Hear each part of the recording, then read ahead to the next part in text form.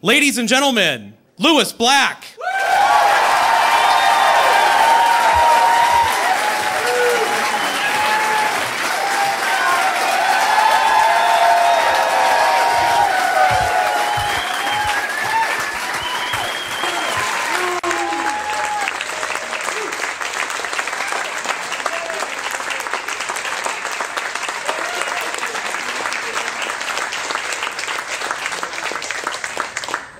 To be honest, I don't know why you're here.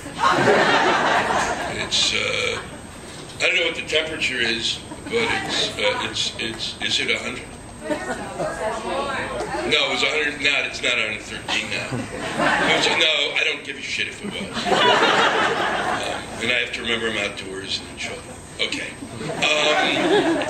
No, I don't care if it was that. Right now, it's I don't really, seriously.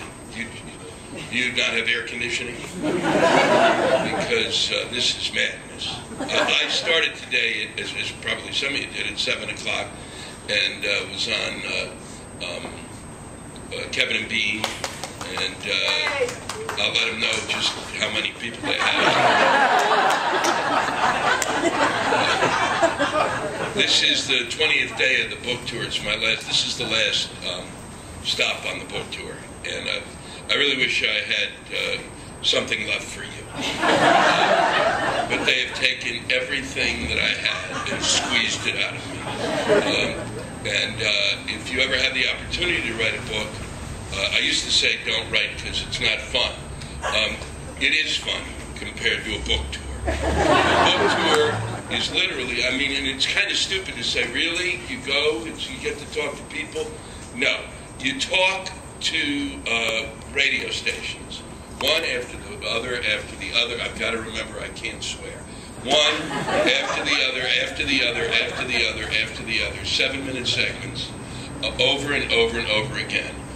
People who don't know you, people who say, so you wrote a book, why?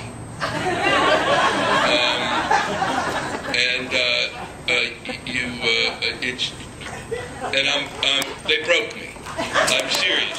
I am completely broken by the experience. The whole concept, I spent time in Iraq, and I realized while I was there that you could pretty much get any information out of me by just yelling at me.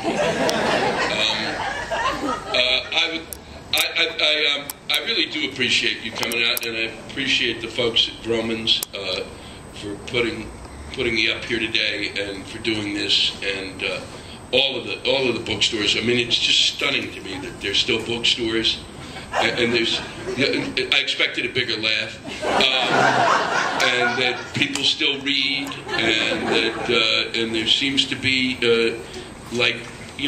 interest.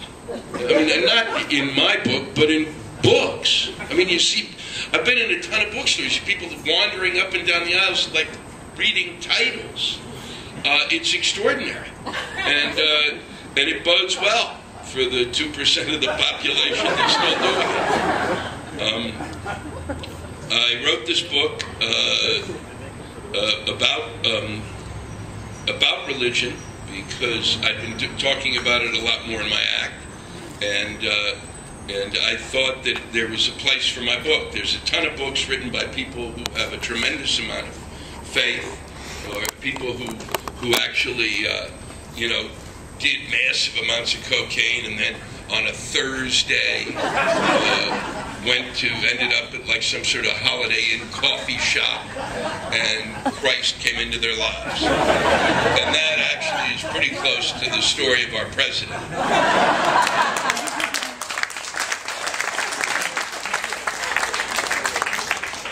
This water I'm drinking has been purified and enhanced with minerals for taste. So I'm very excited. That means somebody put their foot in it. Boy, that's tasty water. Son of a bitch. It's from Target. It is. It's Target Corporation. People you can trust for water. Surrey Bob, cheap clothes and water. Have any fat in it? What? Does it have any fat in it? No fat, no nothing. Not even it's pretty good because they don't even tell you. It's been enhanced with so much minerals they don't even tell you with the carbohydrates. So I could be killing myself right now. So I wrote the book basically because I felt that there was a place for someone who had some faith but didn't have all of his faith. For someone who I wrote it for people like myself who were stumbling toward the light, and that's really what it's about. I had a lot of experiences that I can't explain. I think there's something out there. After driving here from CNN, which is near Sunset, I may have lost my faith. I don't know how you maintain it out here. Seriously, I don't. When I'm in that traffic, I know there's a hell, and we're in it. I don't drive here anymore either. And the fact that you can still, I will not do it. Because I realized about 2 years ago when I was in a cab, going to something that I was experiencing road rage, and I was in the back seat. And that's just not good. I think it'd be best, really, if you guys ask questions. Because I find that to be, you know what you want to talk about, and I could bullshit here forever. And I certainly would. But I find it much more interesting to hear what's on your mind. Because I wrote the book, and I don't really know, and I'm not going to read from the book, because the only part of the book that I would read from is the funniest part of the book. And then you'd get the book and go, boy, the book's not like that. So it's just a fact. And I was at Bloomberg as a TV station, and I was being interviewed early on, and I was explaining that I thought, it was the wrong thing to do, would be to bait and switch the audience, read something that, for people who didn't really know me well, and they go, wow, that is terrific, and then they'd read the book and be really angry and buy it, and I'd be screwing them.